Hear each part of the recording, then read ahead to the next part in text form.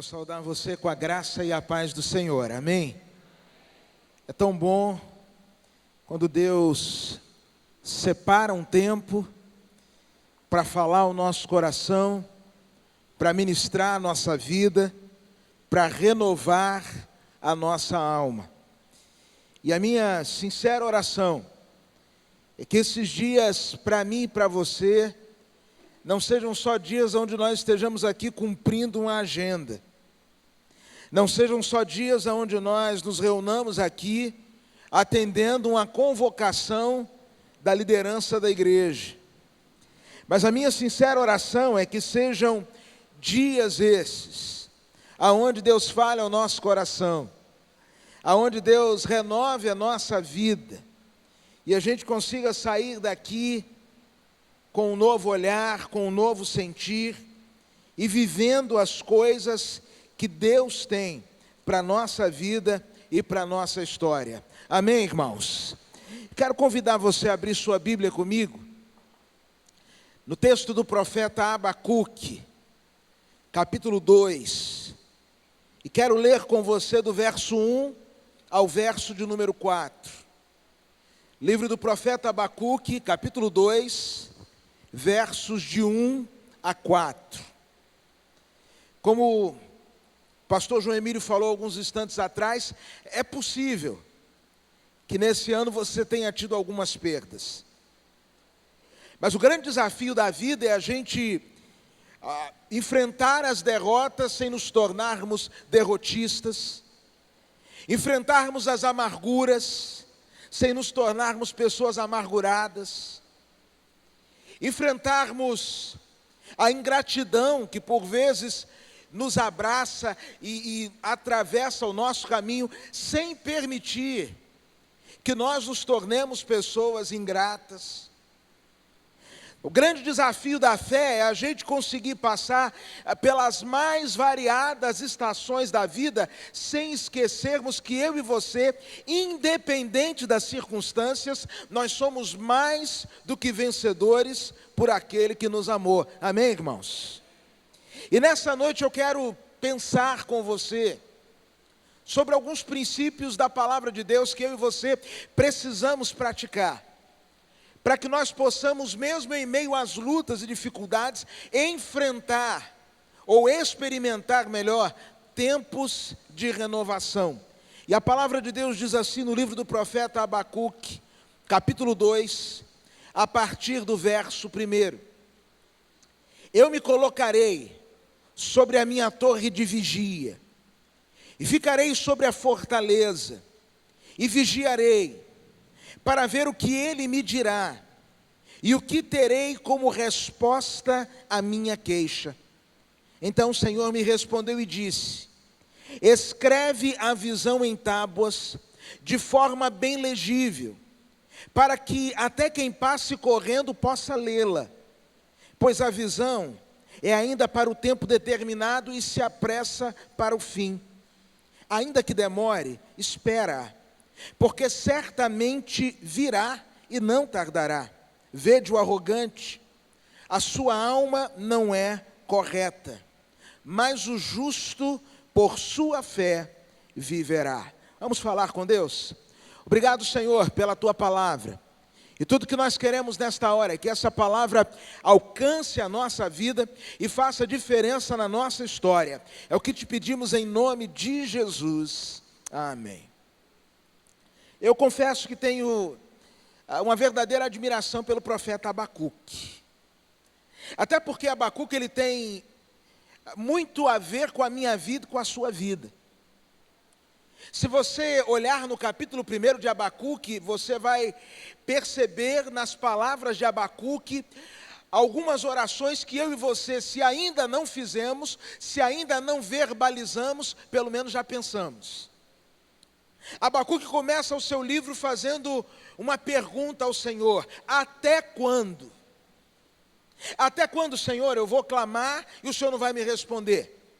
Até quando eu vou orar e as situações não vão ser transformadas? Até quando? E se eu e você formos muito sinceros, todos nós temos os nossos até quando, Senhor? Senhor, por quanto tempo mais? Por quanto tempo mais eu vou orar por essa questão? E a impressão que eu tenho é que as portas do céu estão fechadas. Até quando, Senhor, eu vou orar e a resposta parece que alcança todo mundo, menos a mim. Eu não sei se você já teve essa impressão. Um dia desse, uma irmã entrou lá no meu gabinete e falou assim: pastor, está difícil, eu estou orando, pedindo a Deus uma bênção, eu quero casar. E eu falei: louvado seja Deus por isso, irmã, casamento é uma bênção. E ela falou: pastor, eu estou orando há 20 anos. Chegou uma menina aqui na igreja semana passada, aceitou Jesus no culto domingo à noite, nem pela libertação passou ainda, e já está namorando. Isso é injusto, furou a fila. Até quando? Todos nós temos situações da nossa vida em que nós não entendemos por que está demorando tanto. Você consegue se lembrar daquela experiência dos discípulos em Mateus capítulo 14, a partir do verso 22, quando, obedecendo uma ordem de Jesus, eles entram num barco, o vento é contrário, e eles passam a noite inteira lutando contra a tempestade, e o Senhor Jesus só aparece na quarta vigília da noite, entre 3 e 6 da manhã.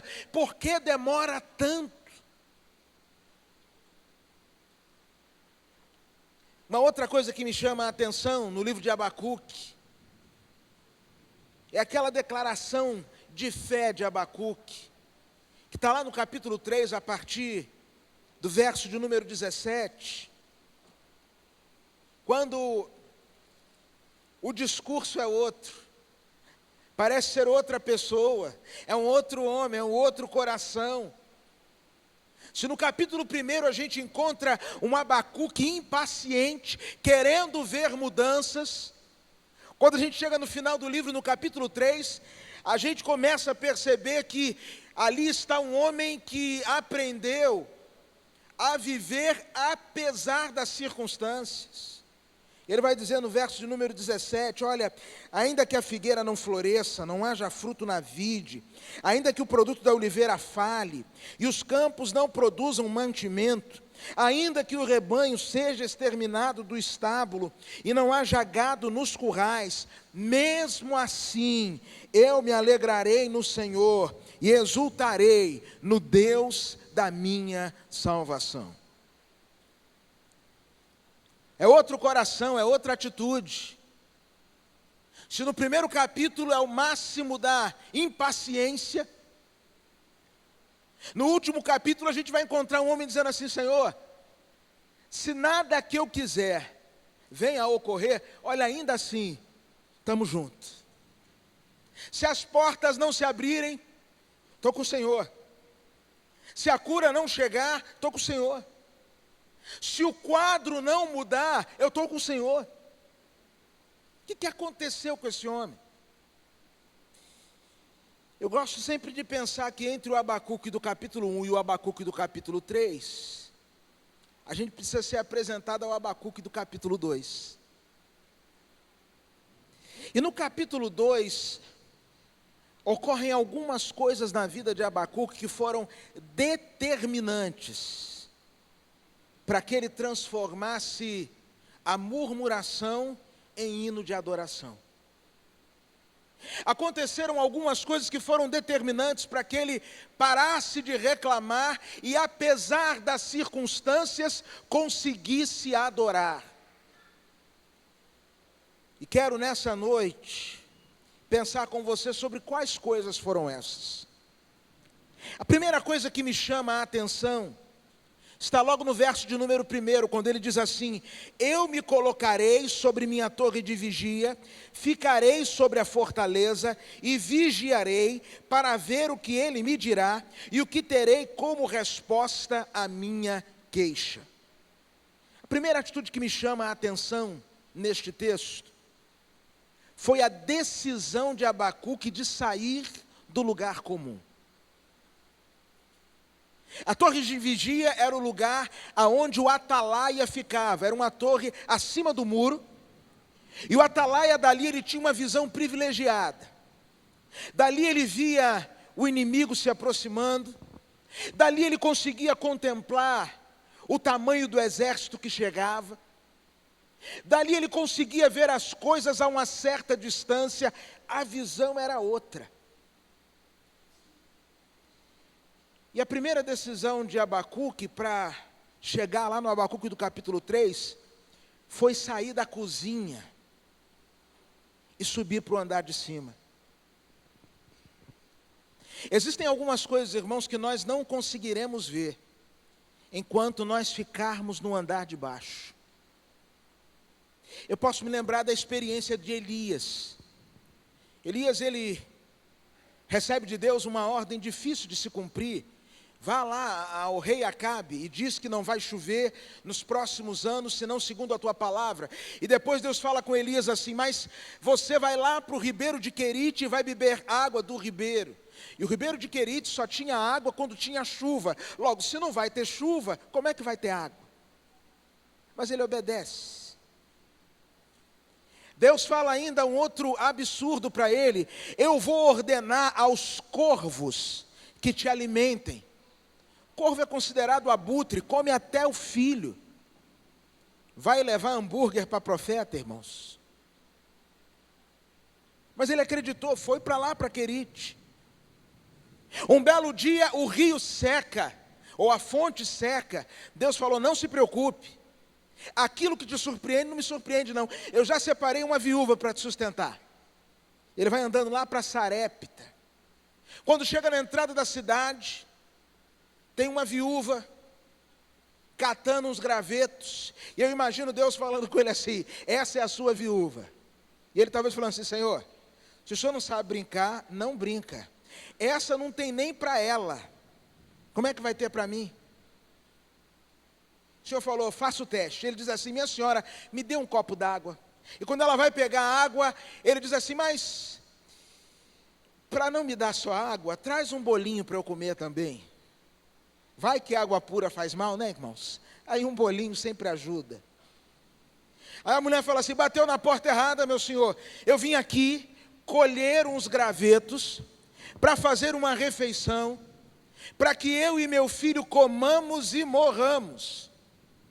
Elias diz assim: olha, faça conforme a senhora disse, mas primeiro faz um bolinho para o profeta, e a senhora pode ter certeza que na sua casa não há de faltar nem farinha, nem azeite. E a Bíblia diz que ali, a partir da obediência e generosidade daquela mulher, o milagre da multiplicação ocorre. Não falta nem farinha, nem azeite. Agora no almoço tinha azeite com farinha, no jantar tinha farinha com azeite. E a Bíblia vai nos dizer que esta rica refeição os acompanhou por muitos dias, até que um dia o filho da mulher adoece e morre. E aquela mulher então vai a Elias e diz assim: você veio trazer o meu pecado à memória de Deus, e Deus agora está me castigando, matando o meu filho. E eu sempre acho o povo muito engraçado, porque o ser humano é assim. Você pergunta: e aí, como é que estão as coisas? O cara fala: eu não tenho nada. Aí dá uma chuva como essa, fala assim: mas eu perdi tudo, né? Aquela mulher no início diz assim: eu vou comer e morrer. Ainda teve uma prorrogação, disputa de pênalti, ficou um tempo ainda com o filho. Mas agora quando o filho morre, a culpa é do profeta. E eu acho interessante o que Elias faz. A Bíblia diz que Elias não fica ali embaixo discutindo com a mulher, mas pega o menino nos braços e vai para o andar de cima. Coloca o menino sobre a cama, deita sobre ele 3 vezes. E eu, para ser sincero, não sei por que ele o fez. Talvez Elias estivesse pedindo a Deus por uma coisa que nem ele soubesse o que ele estava pedindo, até porque até então a Bíblia não relatava um caso de ressurreição. Mas Elias, quando sobe ao quarto de cima, ele descobre e ele nos ensina que lá no quarto de cima, lá no andar de cima, nós descobrimos que aquilo que nós nem sabemos exatamente o que é, Deus tem para nós. Pastor Sidaco, ele tem um sermão que ele diz coisas que acontecem no andar de cima. E alguns de nós estamos simplesmente repetindo a reclamação, a murmuração, o mimimi de todo mundo. E se nós queremos nesse tempo chegar àquele Abacuque do capítulo 3, você precisa decidir hoje que você vai sair do lugar comum e que você vai tratar as suas coisas com Deus numa outra esfera, num outro nível. Gosto da experiência de Jó. Jó num só dia perdeu tudo. E a Bíblia diz que depois dele cair, prantear, chorar, a Bíblia diz que ele se levanta, adora o Senhor e diz: olha, o Senhor deu, o Senhor tomou, bendito seja o nome do Senhor. O Senhor é bendito quando dá, o Senhor é bendito quando tira, mas eu não vou ficar aqui caído, prostrado, me lamentando, com pena de mim, achando que eu sou o último dos homens, achando que eu não merecia, que foi uma injustiça da vida. Mas eu vou me levantar e vou enxergar essa situação a partir de uma nova perspectiva. Eu não acho que a vida seja justa. E eu nunca li na Bíblia a afirmação de que a vida é justa. Desde a escola, eu descobri que a vida não era justa. Na escola eu via aqueles camaradas que não queriam nada com nada, tirando as melhores notas. E eu e você, que sempre fomos tão comportados, tirando as piores notas. Eu nunca entendi porque, às vezes, algumas das melhores meninas, as meninas mais bonitas, às vezes namoravam aqueles caras que não tinham e não queriam nada com a hora do Brasil. Às vezes eu olhava e falava: essa menina perdendo tempo com um camarada desse, tendo um cidadão tão simpático, como esse que vos fala, e ela jogando tempo fora. Eu já cheguei à conclusão que a vida necessariamente não é justa, mas a Bíblia afirma que Deus, Ele é justo, ou melhor, Ele é o justo juiz. E eu e você precisamos fazer como Abacuque: eu não estou entendendo nada que está acontecendo, está uma confusão, as coisas não estão fazendo sentido, não está se encaixando. Eu vou sair do lugar comum e eu vou subir na torre. Eu quero ver as coisas daqui de cima. Eu quero ver as coisas a partir daqui. Eu sei que aqui na cidade do Rio quase não tem engarrafamento. Mas quando a gente está no engarrafamento, tudo que nós temos é impaciência, raiva, desespero. Mas vamos supor que alguém chegasse para você e dissesse assim: entra aqui nesse helicóptero comigo e eu vou mostrar para você a causa desse engarrafamento. E você do alto então pudesse ver que na verdade há um acidente, e há um grupo de salvamento trabalhando ali, e eles tiveram que isolar toda aquela área para que mais vidas não fossem perdidas. Do alto, a sua visão seria outra. Sabe qual é o nosso grande problema? Nós tomamos muitas decisões a partir dos nossos 5 sentidos. E quantas vezes os seus 5 sentidos já te conduziram a um engano? Meu pai, que está ali, ele disse que uma vez ele é diácono aqui da igreja de Vila da Penha, e aí teve uma senhora, passou mal, foi para a enfermaria da igreja, e aí foi uma técnica em enfermagem, uma crente em Jesus, mas muito braba. Tem gente que é assim, né? Entregou a vida a Jesus, mas ainda precisa de uma obra. E essa irmã era muito nervosa. E a outra que estava doente, também era muito nervosa. Lá no Nordeste, o pessoal costuma dizer que o melhor remédio para um doido é encontrar com o outro na porta. 2 nervosas se encontraram. E a irmãzinha, fazendo a medicação, vira para o meu pai, não conhecia a outra irmã, e aí fez 2 perguntas. A primeira: ela é crente? Aí meu pai fez assim, aham. Aí a irmã fez uma segunda pergunta, é sua parenta? A outra entendeu, só aparenta. Rapaz, a mulher ficou boa na hora, quase quis dar na outra, foi uma confusão.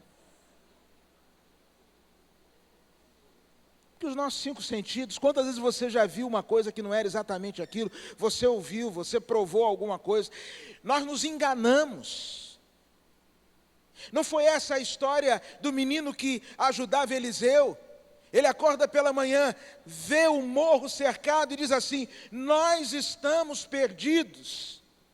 E Eliseu diz assim, Senhor, abra os olhos desse moço para que ele veja. E então os olhos espirituais dele são abertos. Ele começa a enxergar a partir de uma nova perspectiva, a partir de um novo lugar, a partir de um novo ponto. E ele percebe então que havia um exército muito maior com ele do que aquele exército que era contrário a ele.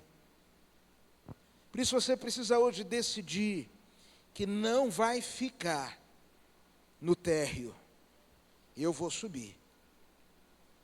Segundo lugar, você precisa entender os processos de Deus.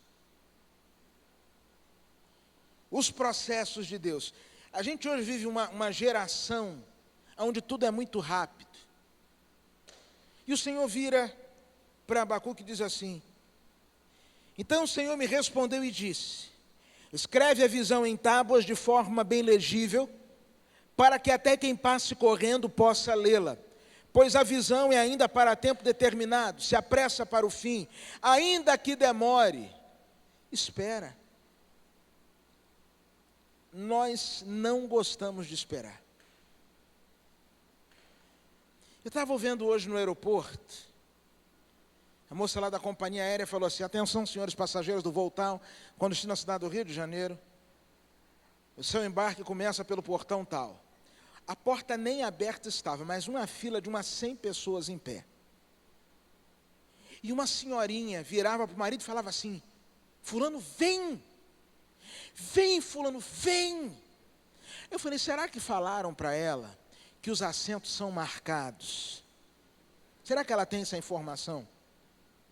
Será que ela está informada que vai todo mundo entrar? Eles ainda estão colocando a bagagem ali, né, ali embaixo. Ainda estão abastecendo, tem todo um processo. Mas ela ali, e o marido falava assim, meu amor, aquele marido bonzão, sabe? Marido bom, meu amor, você sabe que eu não gosto de fila. E ela, vem fulano, vem. Vocês já sabem o que aconteceu, né? Ele foi. Se ele fosse aqui da PIB de Irajá, ele não iria. Ele falaria, vem você. E ela viria, mas esses homens aí fora estão precisando dar uma passada por aqui para dar uma ajeitada. E ele foi, ficou lá na fila. Um outro amigo que estava lá falou, eu estou indo. Eu falei, pode ir. Eu falei, bicho, o voo não vai sair agora. Eu tenho dificuldade com fila, eu tenho dificuldade com espera. O mundo que nós vivemos hoje é um mundo onde nós temos muita dificuldade em esperar. Os nossos filhos que têm de 12, 13 anos para baixo, que alguns dizem que é a geração Z, nativos digitais, esses meninos que você não precisa ensiná-los a mexer num celular, num smartphone, num tablet. Alguns deles nem português sabem falar, mas eles conseguem baixar um jogo em inglês e jogar. Você que é daquela geração que falava assim, play é o quê mesmo? É para jogar ou é para parar? Essa molecada não tem mais isso. Esse mundo onde tudo é tão rápido, onde tudo é tão instantâneo, aonde você manda uma mensagem no WhatsApp, quando você percebe que a pessoa do outro lado visualizou e não respondeu, irmãos, que agonia que isso dá na gente. Eu tenho a impressão que aquelas 2 marquinhas de azul, aquilo ali foi uma coisa do inimigo, para roubar a paz do crente. Nós queremos tudo para ontem. Nós queremos um celular cujo processador seja rápido, um computador, e foi feita uma pesquisa algum tempo atrás, em ambientes corporativos, dizendo que o maior nível de estresse em ambiente corporativo hoje se dá com as máquinas que demoram a ligar. Você chega no escritório, liga o computador, e aí daqui a pouco são 2 horas para o negócio funcionar, o nível de estresse que aquilo dá. E nós vivemos hoje uma época onde nós queremos respostas para ontem. E com Deus, isso não funciona. Deus não entra nessa pilha. Humilhai-vos debaixo da potente mão de Deus, para que, no seu tempo, Ele vos exalte.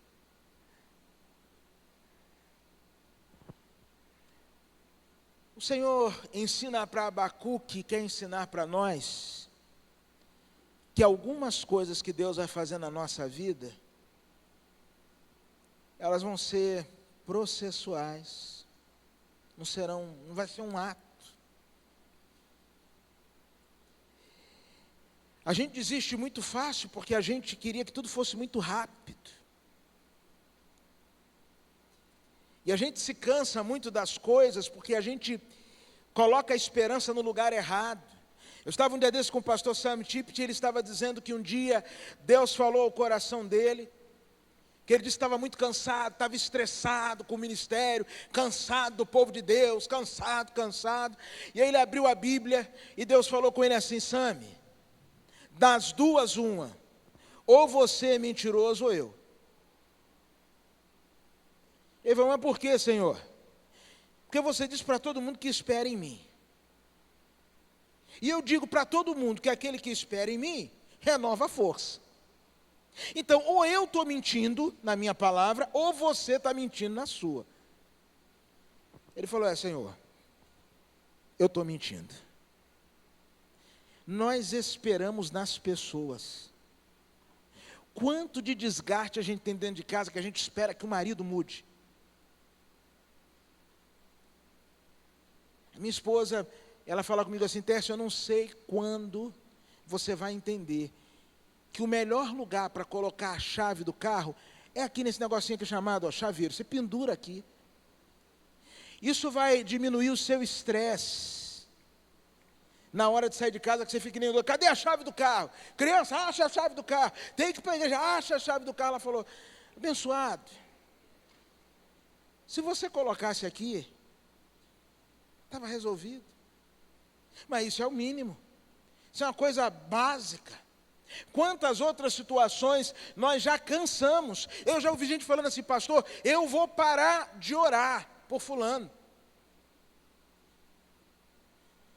Nós esperamos nas pessoas, nós não aprendemos a esperar em Deus ainda.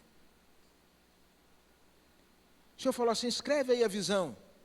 E eu fico pensando, irmãos, que nós corremos o risco de nos esquecermos daquilo que Deus tem nos dado como resposta. Eu tenho aprendido a orar de maneira muito específica, não porque Deus precise que eu seja específico, não porque se eu não disser: Senhor, é assim, assim, assim, Deus vai entregar a bênção na casa errada. Não é isso. É porque eu tenho dificuldade de interpretar as respostas de oração. E quando eu sou específico e chego, eu falo assim: era aquilo. O Senhor Deus, Ele vai trabalhar com você através do tempo. E aí eu gosto muito da declaração do Salmo 40, quando o salmista diz: esperei com paciência no Senhor. E Ele se inclinou para mim e ouviu o meu clamor. Se estiver demorando, diz a Bíblia, espere, porque certamente virá e não tardará. Meu pai ontem fez aniversário, né? 77, é isso? Nem parece. Nem parece. A fuselagem é de 38. A meu pai, ele foi uma das primeiras pessoas a se converter na sua família. E ser um dos primeiros a se converter na família, em qualquer tempo, em qualquer lugar, geralmente isso é uma barra enorme. Enorme. Meu pai foi criado por um casal de tios, ambos já falecidos. Quando ele se converteu, o tio que ele considerava como pai, uma das coisas que ele pediu foi: não fale comigo, não venha pregar o seu evangelho para mim. Eu não sei quanto tempo demorou, mas por certo mais de 20 anos. Até que um dia tio Ataliba, com câncer, no seu último dia de vida, tia Antônia, que era a esposa dele, liga para a nossa casa e diz assim: a Taliba quer ver o Altair, que é o meu pai. Papai foi lá, era o último dia de vida dele. E meu pai teve a oportunidade ali na beira da cama, pregar o evangelho para o seu tio, e dizer assim: tio, se o senhor entende e aceita Jesus como Salvador, mesmo sem poder falar, me dê um abraço, me dê um sinal. E ali, no último dia de vida, a última decisão que ele tomou foi a de entregar a sua vida ao Senhor Jesus. Eu estou falando isso para você porque é possível que alguns de vocês estejam orando pela conversão de um familiar há 10, 15, 20, 30, 40 anos, e talvez a impressão seja assim: pastor, quanto mais eu oro, mais duro fica aquele coração. Abacuque 2:3 diz assim: ainda que demore, espera, porque certamente virá. Amém, irmãos? Mas tem uma última coisa que esse texto me ensina. Esse texto vai falar sobre duas formas de eu viver a vida. Ele diz: vede o arrogante, a sua alma não é correta, mas o justo da sua fé viverá. Jeremias capítulo 17 vai falar sobre esses dois tipos de pessoas. Jeremias 17 vai falar daquele que confia em si e daquele que confia no Senhor. E olha o que diz a palavra de Deus, a partir do verso de número 5, Jeremias 17. Assim diz o Senhor: maldito o homem que confia no homem, e que faz daquilo que é mortal a sua força, e afasta do Senhor o coração. Ele é como um arbusto no deserto, não perceberá quando vier o bem algum, pelo contrário, morará nos lugares secos do deserto, em terra salgada e desabitada.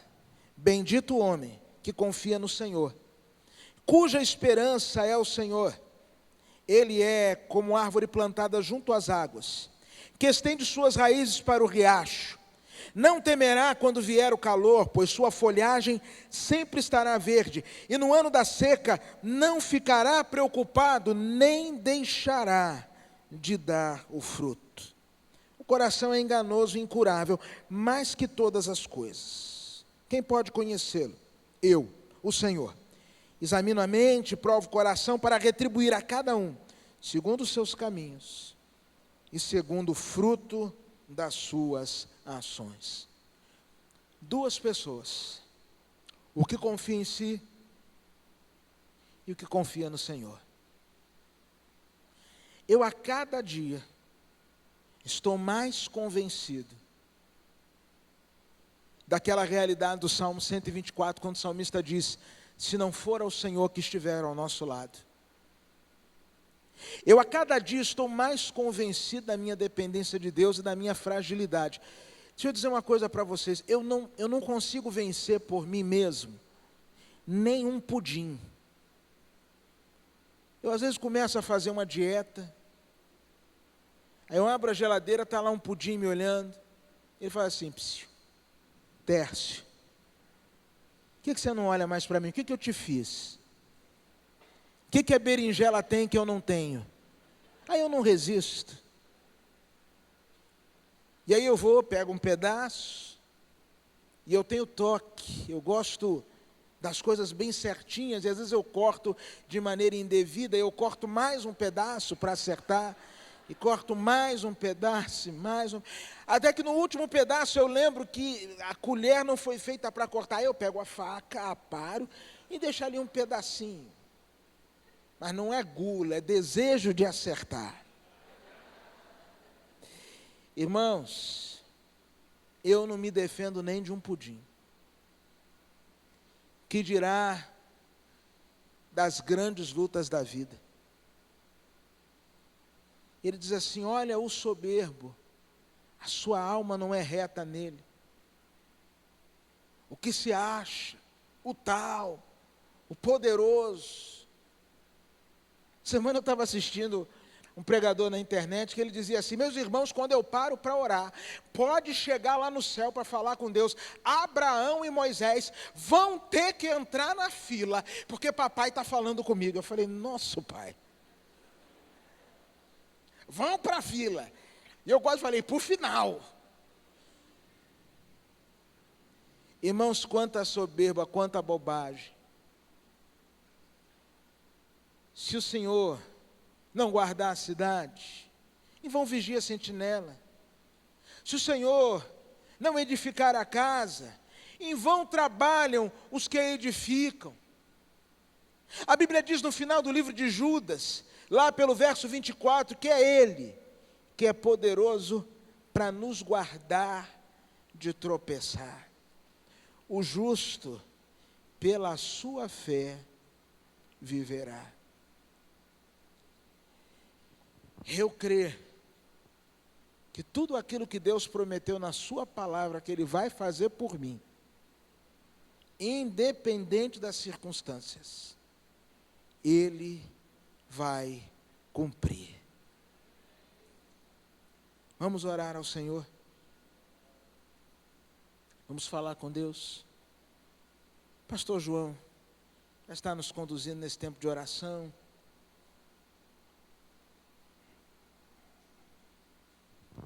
Meus irmãos, quem puder, daqui a pouquinho, vai se ajoelhar. Quem não puder, pode ficar sentado mesmo e orar assim mesmo. Mas nós vamos fazer o seguinte: nós ouvimos a palavra de Deus e agora nós vamos orar em cima da palavra. Isso é uma coisa muito importante a gente aprender a fazer. Então, uma coisa que nós aprendemos agora é o seguinte: nós precisamos sair do lugar comum. E o pastor Tércio disse assim: sair do mimimi. Você está com seus problemas, com as suas dificuldades, ou com decepções, seja lá o que for. Então não adianta ficar de mimimi, reclamando, jogando a culpa nos outros, se fazendo de vítima. O que nós precisamos fazer? Nós precisamos ter uma visão de cima. Lembra que ele explicou aqui? Se você está no engarrafamento dentro do carro, você fica todo contrariado, chateado. Mas se você pudesse ver de cima, e lá de cima percebesse que os bombeiros estão tentando salvar mais uma vida, por isso que está demorando, tentando salvar uma outra, você teria uma compreensão do engarrafamento completamente diferente. O que nos falta? É nós elevarmos a nossa visão nas coisas. Por que isso está acontecendo assim? Por que Deus tem permitido isso? O que isso está mudando na minha vida? O que isso está acrescentando na vida de alguém? Porque conforme o pastor Tércio falou agora, nós precisamos entender os processos de Deus. Nós queremos tudo agora, né? Queremos tudo correndo. Nós queremos, irmãos, tantas coisas assim que caiam do alto. Mas Deus tem um processo. E não adianta dar uma coisa que eu ainda não esteja preparado para ter. Então Deus trabalha em mim, Deus trabalha em você, Deus trabalha nas pessoas que estão ao nosso redor.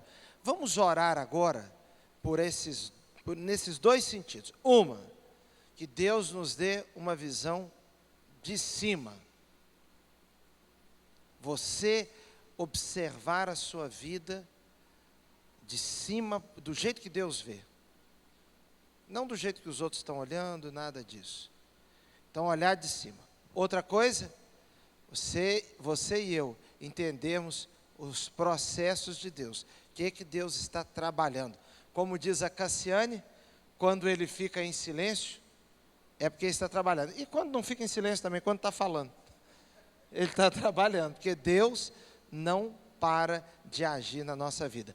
Você quiser ficar de joelhos agora, pode ficar. Se não for possível, ore aí mesmo, sentado como você está. Ore por você, aquilo que Deus tem feito, suas crises, seus problemas, suas dúvidas. Vamos orar aqui. Senhor, me dê uma visão de cima para baixo. Senhor, nós pedimos que o Senhor nos ajude a ter um olhar mais espiritual da vida. Um olhar, Senhor Deus, menos carnal, menos pecaminoso. Um olhar, Senhor Deus, que se pareça mais com o Teu olhar. Senhor Deus, as nossas vidas estão nas Tuas mãos. E, ó Senhor, que em cada dia, cada processo, cada obra do Senhor em nós estejamos nos alegrando e não nos contrariando. Senhor, agora, na vida dessa irmã, desse irmão, que está vivendo um momento em que nem sabe direito, Senhor Deus, o que está pensando, o que está sentindo, o que é certo, o que é errado, o que deve fazer, o que não deve. Senhor Deus, mostra o Teu domínio, a Tua soberania, e que ele e ela sintam a Tua soberania. Senhor Deus, se alguém entre nós está carente de uma cura espiritual, que o Senhor traga essa cura espiritual. Se há alguém entre nós precisando de uma cura emocional, Senhor Deus, cura emocionalmente. Senhor, seja o que estiver acontecendo, o Senhor que sabe de tudo e tudo pode, o Senhor dê agora o remédio do Senhor, em nome de Jesus. Amém.